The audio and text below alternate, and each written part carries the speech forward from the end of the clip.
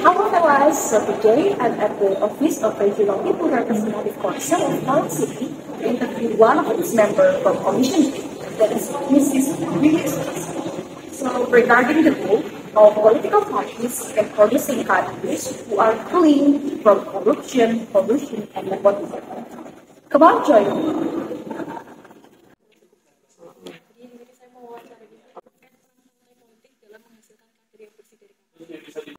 Peran politik Peran partai politik dalam menghasilkan kader yang bersih dari kolusi KKN ya.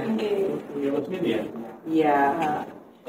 Partai politik itu kan memiliki sekolah partai untuk menghasilkan kader-kader internal. Tapi jikalau kader-kader internal itu belum mencukupi atau memenuhi syarat dari sisi yang diharapkan itu, dari sisi kualitas atau dari sisi kuantitas, maka partai politik bisa membuka selebar-lebarnya kepada masyarakat untuk dilakukan seleksi masuk, menurut saya ini masuk,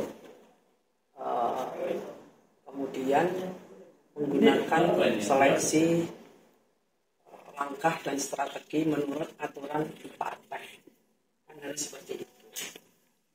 Tentunya semua partai politik sangat berharap bahwa kader yang dihasilkan adalah kader yang benar-benar kualitas, tidak hanya sekedar kuantitas, tapi kualitas yang memahami terhadap penyelenggaraan pemerintahan, sehingga tentunya harus yang benar-benar tidak rentan terhadap, artinya benar-benar tidak ada bau kalau sentuhan dengan tiga hal tersebut, korupsi, kolusi, dan nepotisme. Harapannya kan seperti itu. Nah, jikalau itu memang diterapkan, pertama dasarnya kan di ADART internal partai masing-masing, ini menurut saya. Yang kedua, tadi yang pertama pasti akan dilakukan seleksi secara internal untuk kebutuhan pemenuhan partai. Kemudian juga dibuka selebar-lebarnya untuk masyarakat yang mungkin memiliki ideologi yang sama dengan salah satu partai pilihannya, yang kemudian dijaring dan disaring dengan strategi seperti itu. Menurut saya seharusnya agar supaya mendapatkan pilihan-pilihan atau calon-calon kader partai yang luar biasa bagus, yang juga memahami terkait dengan tiga hal tersebut, supaya tidak dilakukan, kan begitu. Lain? Yang keduanya, apabila ini dari peran partai politik itu sendiri, apabila bisa anggota atau kader itu sendiri sudah terjerat, Terus apa yang mungkin akan digerakkan oleh ketika sudah menjadi kader atau ternyata ketahuan kader tersebut melakukan KKN. Kader itu kan kader di internal, ada yang duduk di dalam legislatif, ada yang enggak. Harapan sampean kader yang berada di mana? Semuanya, dua-duanya. Ya. Namanya kader internal partai, kemudian partai mengetahui bahwa mereka sudah terjerat, ya harusnya harus diedukasi. Tergantung pada ketentuan partai. Kalau ketentuan partainya harus diberhentikan, ya berhentikan.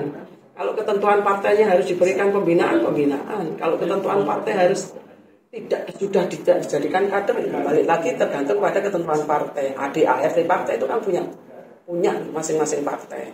Kemudian dari ADART partai itu di breakdown, kemudian partai itu memiliki sebuah peraturan-peraturan khusus yang digunakan untuk mengatur kadernya masing-masing. Ya.